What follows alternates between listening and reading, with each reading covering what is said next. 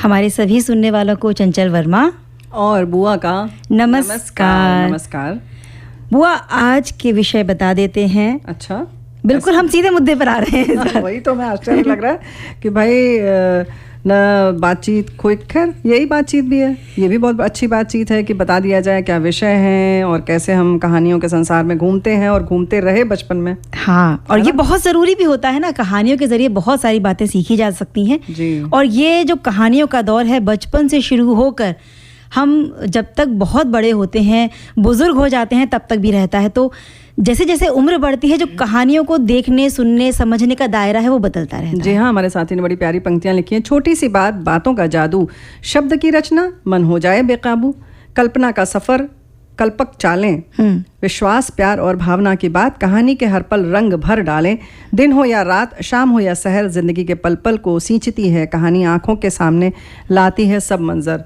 तो भाई ये बड़ा प्यारा इन्होंने लिखा। कल्पक चालें, ये बड़ी प्यारी सी जो कहना चाहिए शब्द जो है कल्पक, हमने तो पहली बार सुना है और स्वागत है आपका। तो बस कहानियों की बात की है तो आज कहानी का दिन भी है, सोमवार का दिन है। कहानी सुनेंगे हमारे जो साथी हैं जी। तो कहानी है प्रायश्चित, ये आज हम सुनवाएंगे। इसके यानी अलावा कि कथा सुधा में आज का हमारा जो है कहानी का शीर्षक वो है प्रायश्चित और भगवती चरण वर्मा की ये कहानी है जिसे हम आज लेकर हाजिर हैं। और अन्य विषय में हमारे पास है आज सौंदर्य की बातें होंगी। तो भाई सौंदर्य प्रसाधन जो हम इस्तेमाल करते हैं, इसके अलावा सिर्फ सौंदर्य प्रसाधन उन्हें नहीं कहें कि डेली की बहुत सारी चीज़ें हैं जिन्हें हम इस्तेमाल करते रहते हैं, उनमें भी कौन सी चीज़ें हैं जो त्वचा को नुकसान पहुंचा सकती हैं। अगर उनकी एक्सपायरी तिथि के बाद भी हम उन्हें इस्तेमाल कर लेंगे तो क्या नुकसान हो सकते हैं, इस बारे में बात करेंगे। बिल्कुल सही बातें तो करेंगे ही तो गीत भी सुनेंगे ही। बिल्कुल।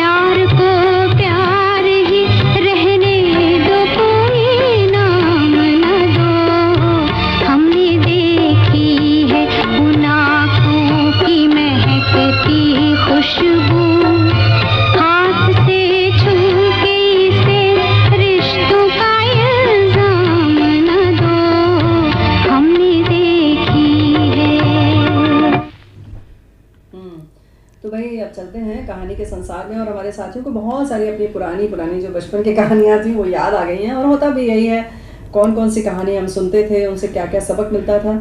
और चंचल बिटिया, एक बात तो है कि उसके संग संग वो जो किताबें हम लोग पढ़ते थे उसमें जो चित्र बने होते थे, हाँ, वो भी याद आ जाते हैं कि कैसे अब पछताए होत का जो था वो ऐसे बुढ़िया बैठी है और एक सांप मरा हुआ पड़ा हुआ है। हाँ, तो चित्र याद आ जाता है। कौवे वाली कहानी हो तो कौवा ऐसे ऊपर बैठा है और एक बुजुर्ग लेटे हुए हैं, बच्चा खड़ा है। ऐसी जो चित्र बने होते हैं वो भी हमारी आंखों के सामने। ऐसे ही जो पंचतंत्र की कहानियां सुनते थे, इसमें अलग अलग जीव जंतु जानवर, उसमें शेर अलग ही अंदाज में नजर आ रहा है तो ये बड़ी अच्छी लगती थी। और फिर जैसे जैसे बड़े हुए, जब कॉमिक्स पढ़ने लगे तो उसमें भी तरह तरह की मतलब रोमांचक वाली भी होती थी, परियों की कथाएं भी होती थी, कुछ जादू की कहानियां, तिलस्म की कहानियां, ना जाने कितनी तरह की कहानियां सुनते सुनते हम बड़े होते हैं। जी हाँ, बिल्कुल। तभी तो हमारे साथी लिख रहे हैं कि बचपन से ही कहानियां हमें अलग ही कल्पना लोक में ले जाती हैं। बाल पत्रिकाओं ने कहानी के प्रति जिज्ञासा और बढ़ाई, फिर तो स्कूल काल में हिंदी साहित्य के प्रमुख उपन्यास पढ़ डाले। आज के युग में बच्चों को कहानियों के प्रति उत्सुकता बढ़ाना आवश्यक है। बिल्कुल, क्योंकि कहानियों का जो बच्चों का कोमल मन होता है उस पर बहुत सकारात्मक प्रभाव पड़ता है।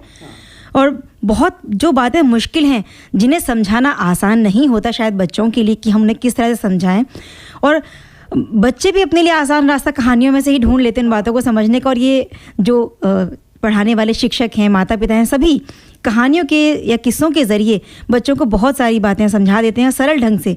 और जो कहानी की रोचकता है, अगर ये उसमें डाल दी जाए तो बच्चे बड़ी आसानी से समझ जाते हैं। बिल्कुल, क्योंकि इसीलिए तो हमें भी बहुत अच्छी लगती हैं, ऐसा नहीं केवल बच्चों को अच्छी लगती हैं। और रोचकता यही है कि कहानियों में जितने भी संवाद हैं उनको उसी अंदाज में पढ़ा जाए जैसे लगे कि वो व्यक्ति स्वयं बोल रहा है। तो एक जैसे कथावाचन जो होता है और जिसमें बात होती है कि उसी अंदाज में, उसी भाव में पढ़ा जाए। अगर गुस्से की बात है तो गुस्से की, प्यार की है तो उतनी ही लाड़ से बात की जाए। बच्चा बोल रहा है तो बच्चे के अंदाज में बोला जाए, तो बच्चे एकदम जैसे उसमें घुल मिल जाते हैं और कहानी में बैठ जाते हैं, कहना चाहिए।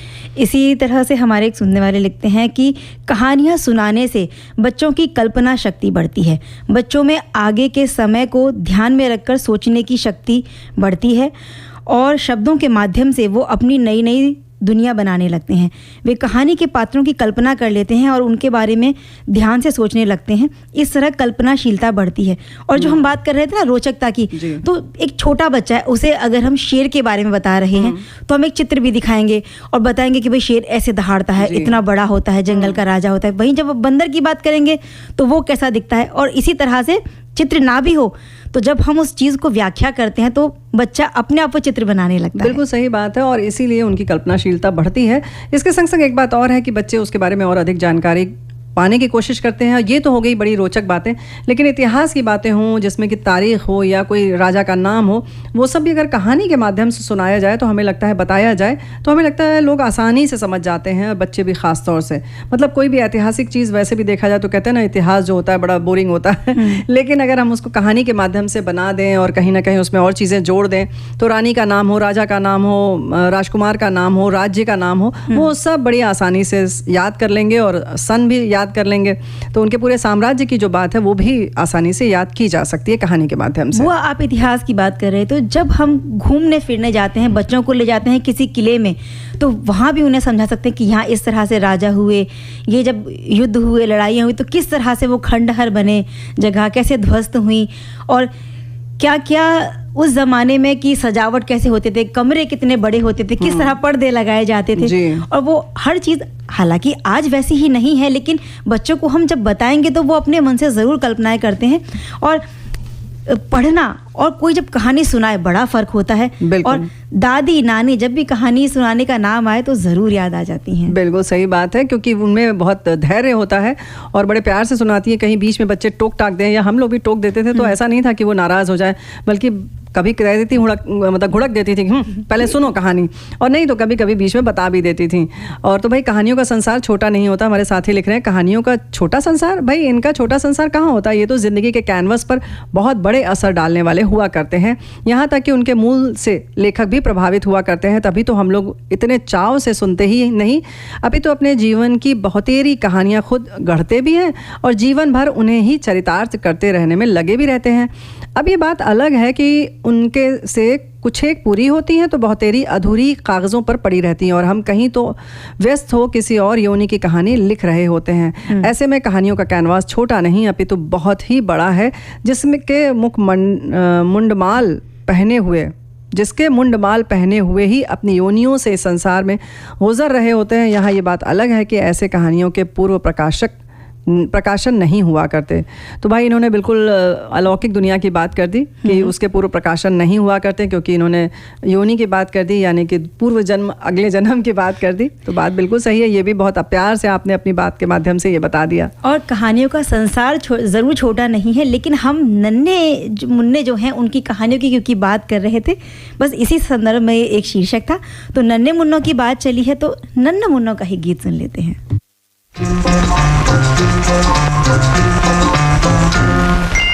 नानी तेरी मानी को मोने गए, बाकी जो बचा था काले चले गए।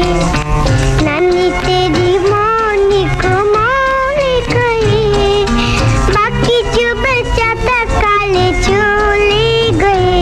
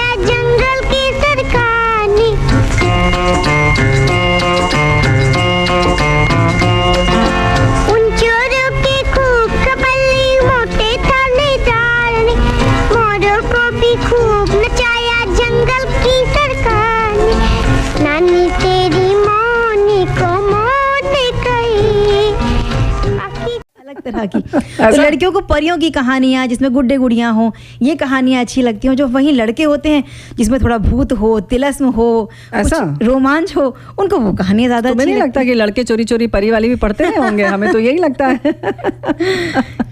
आगे एक सुनने वाले लिखते हैं कि जीवन की किसी एक घटना का रोचक वर्णन ही कहानी, इसे ही कहानी कहते हैं। कहानी सुनने, पढ़ने और लिखने की एक लंबी परंपरा हर देश में रही है, क्योंकि ये सबके मनोरंजन के लिए होती है। बच्चों को कहानी सुनने का बहुत चाव होता है। हम दादी और नानी की कहानियाँ सुनकर ही बड़े हुए हैं। कहानियों का उद्देश्य मनोरंजन होता है, पर वो हमें शिक्षा भी देते हैं।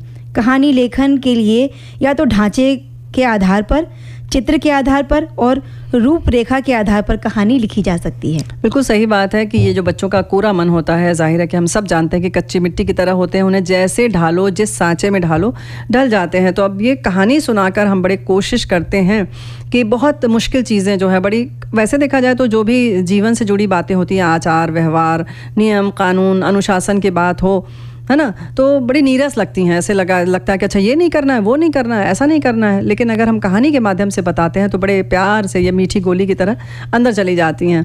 तो किसी भी भारी भरकम चीज़ को, गंभीर चीज़ को कहानी के माध्यम से समझाया जा सकता है और रोचक तरीके से वो बात पहुँचाई जा सकती है। एक तो होती है वो कहानियाँ जो वाकई कहीं लिखी गई हैं, उन्हें पढ़कर फिर हम किसी को सुना रहे हैं। कुछ लोग इस चीज़ में बड़े माहिर होते हैं कि बनावटी कहानियाँ सुनाए जाते हैं। ऐसे हमारे एक चाचा हुआ करते थे, जो जब हम गर्मियों की छुट्टियां होती थी और रात को छत पर सारे के सारे जमा हो जाते थे बच्चे, और वो चाचा बस बनावटी कहानियां कुछ भी सुनाते थे। और कई बार तो सुनते सुनते लगता था कि ये तो वही किस्सा सुना रहे जो शायद हमसे जुड़ा हुआ है, दिन भर में जो हमारे साथ हुआ। और वो कहानियां उनकी इतनी लंबी होती थी कि उसका अंत नहीं है। सुनाते सुनाते जब वो लगते थे थक गए हैं, अच्छा आगे की कहानी कल सुनाऊंगा, और उनकी कल्पना शक्ति शायद फिर से काम करना शुरू करती थी। कल कुछ अलग कर देते थे उस कहानी में, और वो उस कहानी का कहीं कोई अंत अनंत होता था वो कहानी का संसार। और ऐसे जब लोग खुद ही गढ़ते हैं उस समय तुरंत सुनाते सुनाते, तो अक्सर जो सुना रहा होता है वो खुद भी सो जाता है। उसमें बच्चे बहुत परेशान होते हैं, क्योंकि हमारे यहाँ भी ऐसे ही एक चरित्र थे जो सुनाते हैं, तो उसमें यही होता है। लेकिन हमारे एक साथी ने साझा किया कि दुनिया की सबसे लंबी कहानी कौन सी है इस पोस्ट के समय। मार्सेल प्राउस्ट के एल लॉ, इन्होंने लिखा है, लंबा सा नाम है, को गिनीज वर्ल्ड रिकॉर्ड्स द्वारा अब तक लिखे गए सबसे लंबे उपन्यास के रूप में मान्यता दी गई है। इसमें 96,09,000 अक्षर हैं। ऐसे ही लग रहा है कायदा है, सैकड़ा, हजार, 10,000, लाख। तो ये इन्होंने लिखा है, या हो सकता है 9,60,09,000 नहीं बहुत लंबी संख्या है बुआ। और ये कई बार हम खुद भी बहुत ऐसे 96,09,000 में पड़ जाते हैं। 96,09,000 है। तो भाई ये जो है, ये इन्होंने साझा किया है बात। तो ऐसी इतनी लंबी भी कहानियां हैं। और बुआ, संयुक्त परिवार जब होता था, हम दादी नानी की बार बार बात कर रहे हैं, तो तब दादी और नानी से हम किस्से कहानियां सुना करते थे, और जब भी मौका मिलता था बस घेर लेते थे दादी को, नानी को कि भाई हमें कहानी सुनाओ। लेकिन आज जब परिवार एकल होने लगे हैं, वहाँ सिर्फ माता पिता, और कई बार तो होता ही है कि बच्चा भी अकेला ही है। अब दादा दादी नहीं है, नाना नानी नहीं है, तो कहानी सुनने के लिए उनके पास एक माध्यम होता है टीवी पर वो कहानियाँ देखते हैं और सुनते हैं। और वहाँ एक, क्योंकि चरित्र भी उनके सामने चल रहा है, चित्रण भी है उनका, तो वहाँ से अपनी कल्पनाशीलता का विकास करते हैं। नहीं हो पाता है। देखो यहाँ पर हम ये बात इसलिए काट रहे हैं कि हमारे साथी वैसे तो लिख रहे हैं, उसके बाद हम बताते हैं। कहानियों का नन्हा संसार नन्हे टीवी और नन्हे मोबाइल ने ले लिया है, बच्चे भी उसे छोड़ने से कतराते हैं। तो ऐसा है कि ये जब हम देख लेते हैं, जैसे तुमने पहले भी कहा था शेर की बात, तो बच्चे कल्पना करते हैं कि शेर ऐसे पीला पीला होगा, अपने अपने ढंग से उस पर धारी बनाते हैं। अब जब आपने दिखा दिया तो बच्चों को सोचने की ज़रूरत ही नहीं है, उसको दिख गया कि शेर ऐसा होता है। तो अब देखिए वहीं पर जो है कल्पना जो थी उसकी वहीं रुक गई। तो बेहतर है कि कहानी सुनाई जाए, ना कि दिखाई जाए, है ना। दिखाने का समय आएगा, आप दिखाइए भी, हम ये नहीं कहते उसके विरोधी हैं, लेकिन हाँ, जो पढ़ने में सुनने में मज़ा है वो एक बार ज़रूर उन्हें करने दीजिए, और ये उनके उम्र की ज़रूरत भी है। यानी हम बच्चों की बात कर रहे हैं, है ना। और स्कूल में भी आजकल ये चीज़ें शुरू हो चुकी हैं कि जो बहुत छोटे बच्चे, जब वो कहते हैं कि प्ले ग्रुप में जब उनको एडमिशन दिया जाता है, तो कोई किताबें या लिखने के लिए उन्हें कोई चीज़ नहीं दी जाती। जितनी भी चीज़ें उनको सिखाई जाती हैं, बताई जाती हैं, वो किस्से कहानियों के माध्यम से, या फिर कहीं किसी बोर्ड पर या कागज पर चित्र बने होते हैं, उन चित्रों से उनको समझाया जाता है। लेकिन बात फिर है कि हमारी आपकी क्या जिम्मेदारी है, यानी कि परिवार में जब हम माता पिता हैं, जो भी हैं, चाचा बुआ दादी नानी, हम सब की ये जिम्मेदारी है कि बच्चों को अभी भी कहानियाँ सुनाई जाएं, प्यारी प्यारी कहानियाँ सुनाई जाएं। हर बार ज़रूरी नहीं है कि उसमें कुछ संदेश हो, बिना संदेश के भी कुछ ऐसे ही उड़नझाई जैसी भी कहानी सुनाई जा सकती है। बिल्कुल, बच्चे इन कहानियों और परंपराओं से जुड़े रहें, इसका प्रयास हमें ज़रूर करना होगा और कहानियों की जो खुशबू है इसे सहेज कर रखना होगा। जी हाँ, बिल्कुल।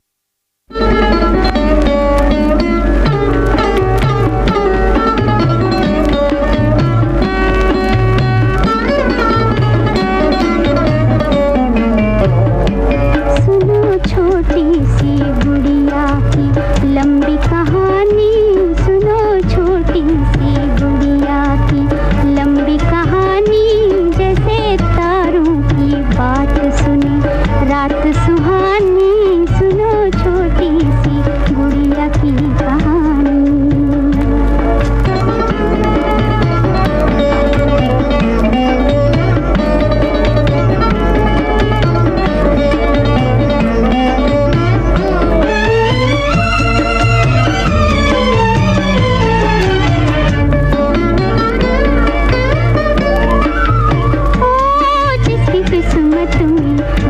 बिछोने थे आंसू ही खिलौने थे, दर्द ही सखियाँ थी, दुख भरी अखियाँ थी, घर भी न था कोई और दर भी न था कोई, घर भी न था कोई और दर भी न था कोई,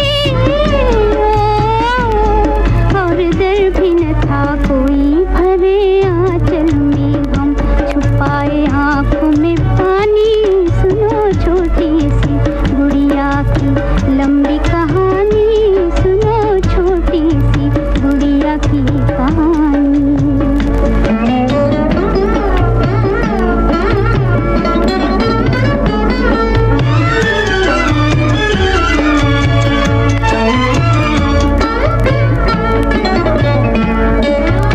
दिल में ये अरमान थे एक छोटा सा बंगला हो, चांद सी धरती पर सोने का जंगला हो। दिल में ये अरमान थे एक छोटा सा बंगला हो, चांद सी धरती पर सोने का जंगला हो। खेल हो जीवन के यहाँ मेल हो जीवन के, खेल हो जीवन के यहाँ मेल हो जीवन के, और मेल हो जीवन के। गया बचपन तो आंसू भरी आई जवानी, सुनो छोटी सी गुड़िया की लंबी कहानी, सुनो छोटी सी गुड़िया की कहानी।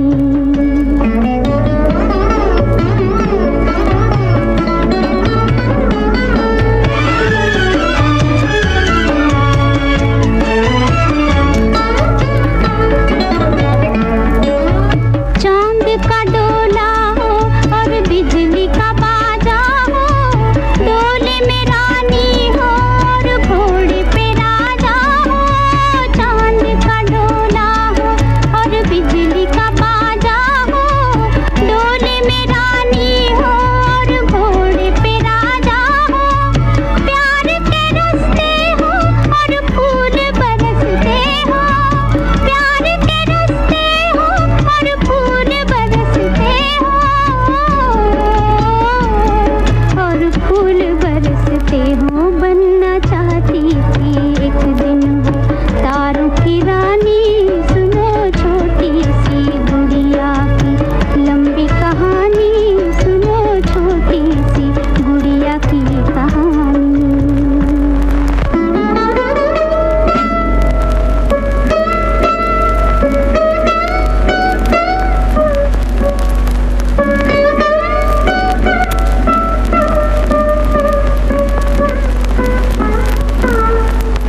उसके बाद क्या हुआ दीदी?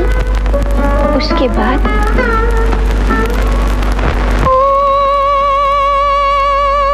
टूटे पल भर में सपनों के मोती भी, लुट गई ज्योति भी, रह गए अंधेरे उजड़े हुए सवेरे। बात ये पूरी थी और फिर भी अधूरी थी, बात ये पूरी थी और फिर भी अधूरी थी।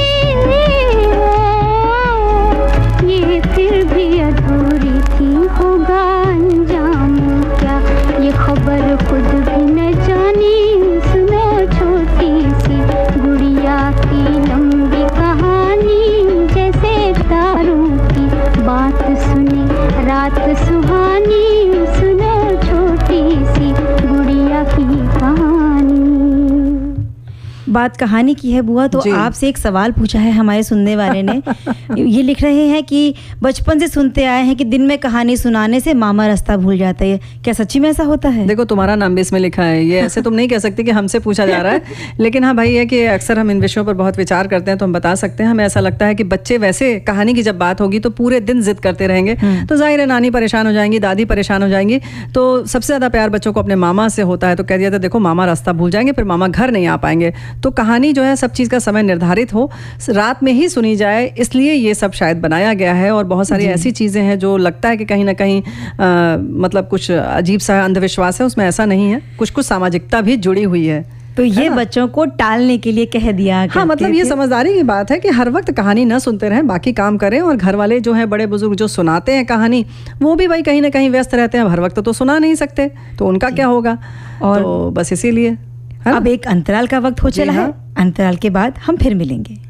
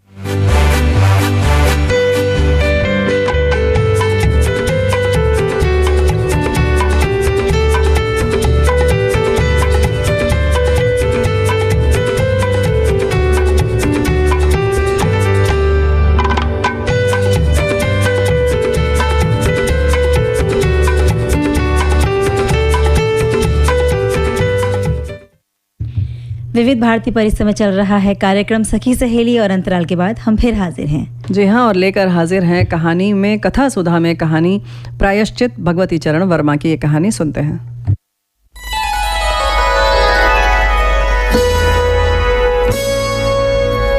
कथा सुधा, भाव भरी कहानियों का सागर, जिसकी लहरें कभी मुस्कुराहट सजाएंगी तो कभी आंखें नम कर जाएंगी। सामाजिक सरोकार से लेकर परिवार तक की होंगी बातें। कुछ मनोरंजन होगा तो कुछ सीख भी मिल जाएगी। हर बार नई अनसुनी कहानी की अलग अंदाज में होगी बयानी।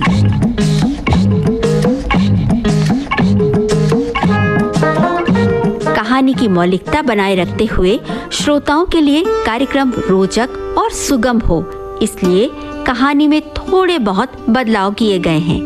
आशा है आपको कथा सुधा में डूबना अच्छा लगेगा।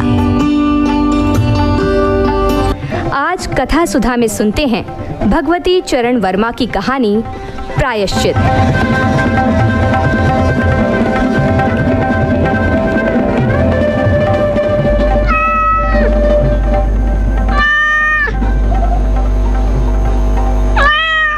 अगर कबरी बिल्ली घर भर में किसी से प्रेम करती थी तो रामू की बहू से, और अगर रामू की बहू घर भर में किसी से घृणा करती थी तो कबरी बिल्ली से। रामू की बहू 2 महीने हुए मायके से प्रथम बार ससुराल आई थी। पति की प्यारी और सास की दुलारी नवविवाहिता। भंडार घर की चाबी उसकी करधनी में लटकने लगी। नौकरों पर उसका हुक्म चलने लगा और रामू की बहू घर में सब कुछ।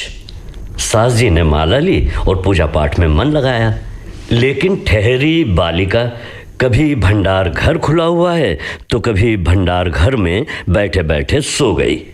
कबरी बिल्ली को मौका मिला, घी दूध पर अब वो जुट गई। रामू की बहू की जान आफत में और कबरी बिल्ली के छक्के पंजे। रामू की बहू हांडी में घी रखते रखते ऊँघ गई और बचा हुआ घी कबरी के पेट में। रामू की बहू दूध ढककर मिश्रानी को आटा देने गई और उधर दूध नदारद। अगर बात यहीं तक रह जाती तो भी बुरा न था। कबरी रामू की बहू से कुछ ऐसा परज गई थी कि रामू की बहू के लिए खाना पीना दुश्वार। रामू की बहू के कमरे में रबड़ी से भरी कटोरी पहुंची। रामू जब आए तब तक कटोरी साफ चटी हुई। बाजार से बालाई आई। जब तक रामू की बहू ने पान लगाया, बालाई गायब। रामू की बहू ने तय कर लिया कि या तो वो घर में रहेगी या फिर कबरी बिल्ली ही। मोर्चाबंदी हो गई, दोनों सतर्क। बिल्ली फंसाने का कटघरा आया। उसमें दूध, मलाई, चूहे और भी बिल्ली को स्वादिष्ट लगने वाले विविध प्रकार के व्यंजन रखे गए। लेकिन बिल्ली ने उधर निगाह तक ना डाली। इधर कबरी ने सरगर्मी दिखलाई। अभी तक तो वो रामू की बहू से डरती थी, पर अब वो साथ लग गई, लेकिन इतने फासले पर कि रामू की बहू उस पर हाथ न लगा सके। कबरी के हौसले बढ़ जाने से रामू की बहू को घर में रहना मुश्किल हो गया। उसे मिलती थी सास की मीठी झिड़कियां और पतिदेव को मिलता था रूखा सूखा भोजन। एक दिन रामू की बहू ने रामू के लिए खीर बनाई। पिस्ता, बादाम, मखाने और तरह तरह के मेवे दूध में औटाए गए। सोने का वर्क चिपकाया गया और खीर से भरकर कटोरा कमरे के एक ऐसे ऊंचे ताक पर रखा गया जहां बिल्ली न पहुंच सके। रामू की बहू इसके बाद पान लगाने में लग गई। उधर बिल्ली कमरे में आई।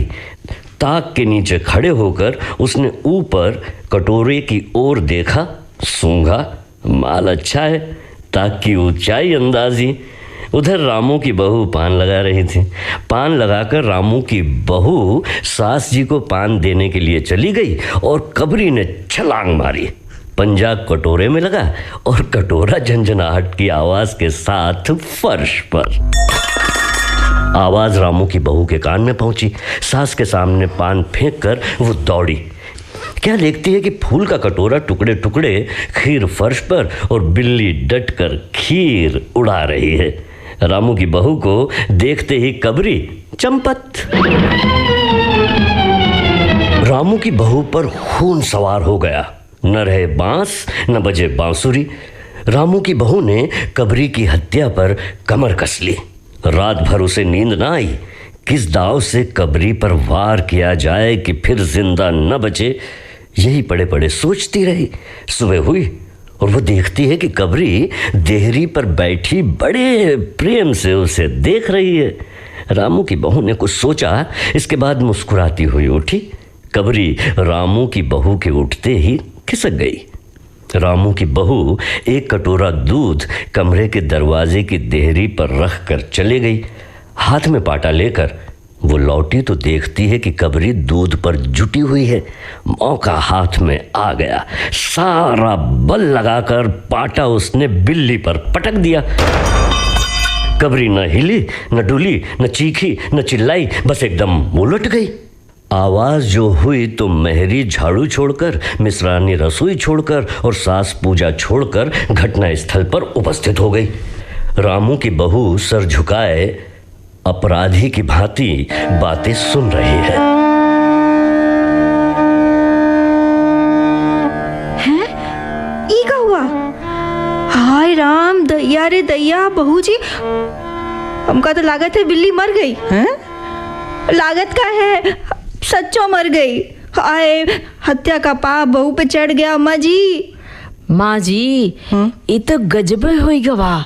बिल्ली की हत्या, आदमी की हत्या तो बराबर है ना।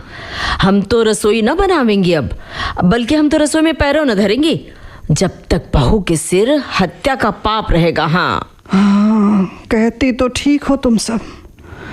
अब जब तक बहू के सर से हत्या न उतर जाए तब तक ना कोई पानी पी सकता है, ना खाना खा सकता है। अरे बहू ये क्या कर डाला है? अब का हुई अम्मा जी? हाँ। कहो तो पंडित जी को बुला लें हम। हाँ, ठीक कहती हो। अरे हाँ, जाओ, जल्दी से जाओ, पंडित जी को बुला लो। बिल्ली की हत्या की खबर बिजली की तरह पड़ोस में फैल गई। पड़ोस की औरतों का रामू के घर तांता बंध गया। चारों तरफ से प्रश्नों की बौछार और रामू की बहू सिर झुकाए बैठी। पंडित परम सुख को जब यह खबर मिली, उस समय वो पूजा कर रहे थे। खबर पाते ही वे उठ पड़े। सुनती हो भगवान? भाई भोजन न बनाना, लाला घासीराम की पतोहू ने बिल्ली मार डाली, प्रायश्चित होगा, पकवानों पर हाथ लगेगा। पंडित परमसुख चौबे छोटे और मोटे से आदमी थे। लंबाई 4 फीट 10 इंच और तोंद का घेरा 58 इंच। चेहरा गोल मटोल, मूछें बड़ी बड़ी, रंग गोरा, चोटी कमर तक पहुंचती हुई। कहा जाता है कि मथुरा में जब मंसेरी खुराक वाले पंडितों को ढूंढा जाता था तो पंडित परमसुख जी को उस लिस्ट में प्रथम स्थान दिया जाता था। पंडित परमसुख पहुँचे और कोरम पूरा हुआ। पंचायत बैठी। सास जी, मिश्रानी, किस्नू की माँ, छन्नू की दादी और पंडित परमसुख। बाकी स्त्रियां बहू से सहानुभूति प्रकट कर रही थी। अरे पंडित जी, बिल्ली की हत्या करने से कौन नरक मिलता है, बताइए जरा। हाँ हाँ, पत्रा देखकर अभी बताता हूँ। हाँ, अब ऐसा है, बिल्ली की हत्या अकेले से तो नरक का नाम नहीं बतलाया जा सकता। वो मुहूर्त भी मालूम हो जब बिल्ली की हत्या हुई, तभी नरक का पता लग सकता है। क्यों मिश्रानी, ये हुआ कब? अरे यही कोई 7 बज रहा होगा सवेरे का। 7 बजे सुबह। पंडित परमसुख ने पत्रे के पन्ने उल्टे, अक्षरों पर उंगलियां चलाई, माथे पर हाथ लगाया और कुछ सोचा। चेहरे पर धुंधलापन आया, माथे पर बल पड़े, नाक कुछ सुकड़ी और स्वर गंभीर हो गया। हरे कृष्ण, हरे कृष्ण। बहुत बुरा हुआ, बड़ा बुरा हुआ है रामू की माँ। प्रातःकाल ब्रह्म मुहूर्त में बिल्ली की हत्या, घोर कुंभीपाक नरक का विधान है। ये तो बहुत बुरा हुआ। हरे कृष्ण, हरे कृष्ण। तो फिर पंडित जी अब क्या होगा, आप ही बताइए। हमारा दिल तो बैठा जा रहा है अब शगुन की आशंका से। पंडित परमसुख मुस्कुराए। अपनी तोंद पर हाथ फेरते हुए उन्होंने कहा, रामू की माँ, चिंता की कौन सी बात है। अब हम पुरोहित कौन दिन के लिए हैं। शास्त्रों में प्रायश्चित का विधान है, सो प्रायश्चित से सब कुछ ठीक हो जाएगा। हरे कृष्ण, हरे कृष्ण। पंडित जी, इसीलिए तो आपको बुलवाया था ना। अब आगे बताइए कि क्या किया जाए। किया क्या जाए? हरे कृष्ण, हरे कृष्ण। अब देखिए, यही एक सोने की बिल्ली बनवाकर बहू से दान करवा दी जाए। जब तक बिल्ली न दे दी जाएगी तब तक तो घर अपवित्र रहेगा। बिल्ली दान देने के बाद 21 दिन का पाठ हो जाए, बस। हरे कृष्ण, हरे कृष्ण। हाँ हाँ, और क्या, पंडित जी ठीक ही तो कहते हैं। बिल्ली अभी दान दे दी जाए और पाठ फिर हो जाए। हाँ तो पंडित जी, कितने तोले की बिल्ली बनवाई जाए? पंडित परमसुख मुस्कुराए। अपनी तोंद पर हाथ फेरते हुए उन्होंने कहा, बिल्ली कितने तोले की बनवाई जाए? अरे रामू की माँ, शास्त्रों में तो लिखा है कि बिल्ली के वजन भर सोने की बिल्ली बनवाई जाए, लेकिन अब कलयुग आ गया है। हरे कृष्ण, हरे कृष्ण। धर्म कर्म का नाश हो गया है, श्रद्धा ही नहीं रही किसी में। हरे कृष्ण, हरे कृष्ण। रामू की माँ, बिल्ली के तौल भर की बिल्ली तो क्या बनेगी, क्योंकि बिल्ली 20-21 सेर से कम की क्या होगी। हाँ, कम से कम 21 तोले की बिल्ली बनवा के दान करवा दो, और आगे तो अपनी अपनी श्रद्धा है। हरे कृष्ण, हरे कृष्ण। अरे बाप रे बाप, 21 तोला सोना! पंडित जी, ये तो बहुत है। तोला भर की बिल्ली से काम नहीं निकलेगा। रामू की माँ, 1 तोला सोने की बिल्ली? अरे रुपए का लोभ बहू से बढ़ गया। बहू के सिर बड़ा पाप है, बड़ा पाप, समझ रही हैं? इसमें इतना लोभ ठीक नहीं है। हरे कृष्ण, हरे कृष्ण। मोल तोल शुरू हुआ और मामला 11 तोले की बिल्ली पर ठीक हो गया। इसके बाद पूजा पाठ की बात आई। पंडित परम सुख ने कहा, हरे कृष्ण, उसमें क्या मुश्किल है। हम लोग किस दिन के लिए हैं रामू की माँ। मैं पाठ कर दिया करूँगा। पूजा की सामग्री आप हमारे घर भिजवा देना। हरे कृष्ण। और पंडित जी, पूजा का सामान कितना लगेगा? अरे कम से कम में हम पूजा करा देंगे। दान के लिए करीब 10 मन गेहूं, 1 मन चावल, 1 मन दाल, मन भर तिल, 5 मन जौ और 5 मन चना, 4 पसेरी घी और मन भर नमक भी लगेगा। बस इतने से काम चल जाएगा। अरे बाप रे बाप, इतना सामान! अरे पंडित जी, इसमें तो 100-150 रुपए खर्च हो जाएंगे हैं? फिर इससे कम में तो काम न चलेगा। बिल्ली की हत्या कितना बड़ा पाप है। रामू की माँ, खर्च को देखते वक्त पहले बहू के पाप को तो देख लो। ये तो प्रायश्चित है, कोई हंसी खेल थोड़ी ही है। और फिर जैसी जिसकी मर्यादा, प्रायश्चित में उसे वैसा खर्च भी करना पड़ता है। आप लोग कोई ऐसे वैसे थोड़े ही है। अरे 100-150 रुपया आप लोगों के हाथ का मैल है। और नहीं तो का, दान पुण्य से ही पाप कटते हैं। दान पुण्य में किफायत ठीक नहीं। पंडित परम सुख की बात से पंच प्रभावित हुए। रामू की माँ ने अपने चारों ओर देखा। सभी पंच पंडित जी के साथ।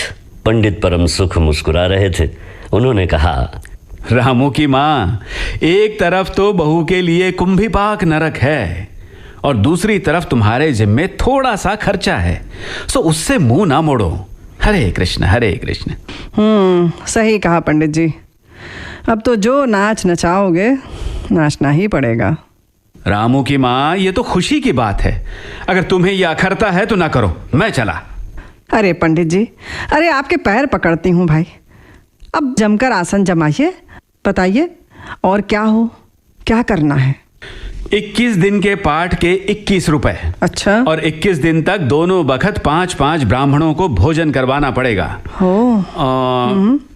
सो इसकी चिंता ना करो, मैं अकेले दोनों समय भोजन कर लूंगा और मेरे अकेले भोजन करने से 5 ब्राह्मण के भोजन का फल मिल जाएगा। ऐसा? हरे कृष्ण।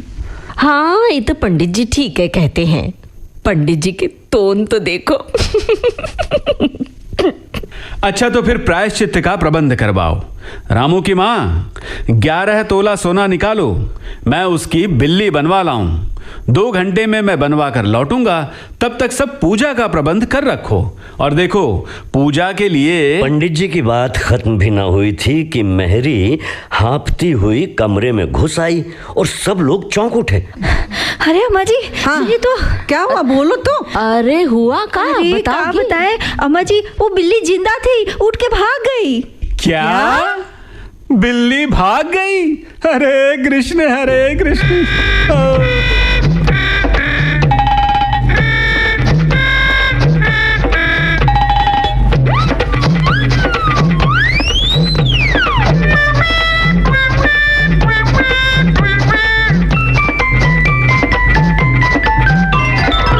अभी आपने सुनी भगवती चरण वर्मा की कहानी प्रायश्चित। पात्र परिचय इस प्रकार हैं। सूत्रधार जी श्याम, पंडित जी जयंत पात्रिकर, रामू की माँ रेणु चतुर्वेदी, मेहरी आकांक्षा सिंह, मिश्रानी ममता सिंह, छन्नू की दादी पूनम त्रिपाठी, प्रस्तुति अनुश्री पाठक, परिकल्पना एवं निर्देशन रेणु चतुर्वेदी।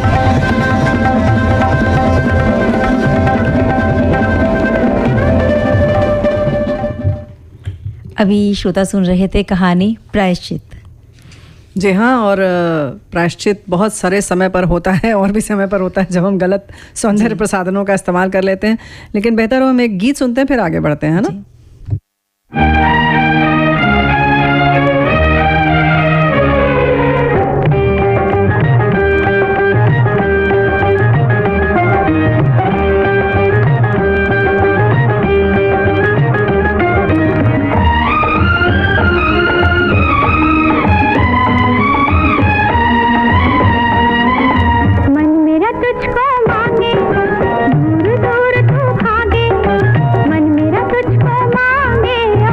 दूर दूर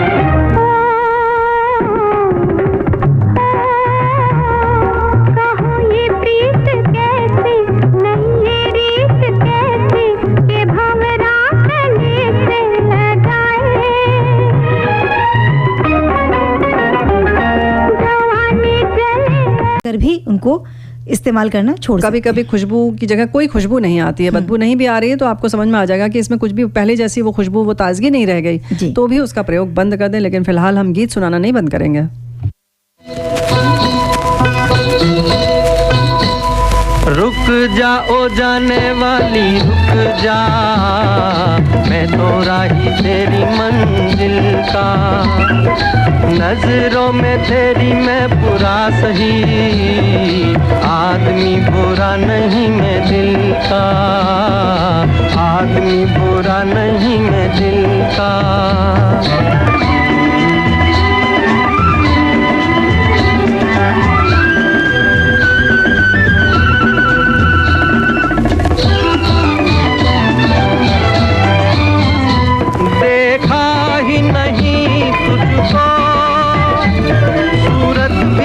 पहचानी तू आके चली छम से, यूं धूप के दिन पानी,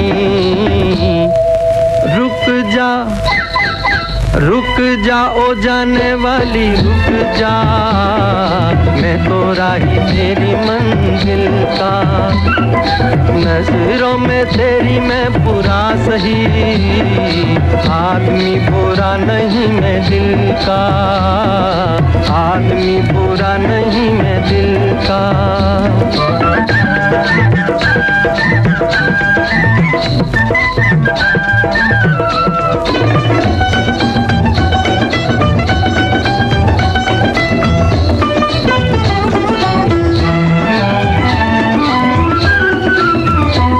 मुद्दत से मेरे दिल के सपनों की दुरानी है, अब तक न मिले लेकिन पहचान पुरानी है।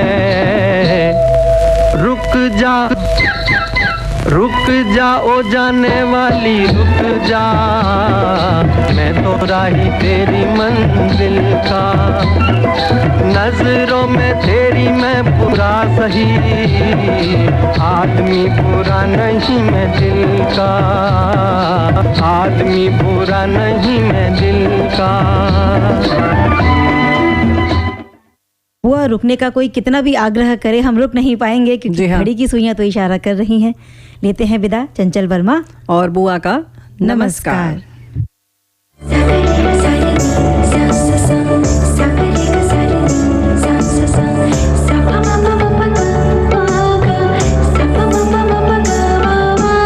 सखी सहेली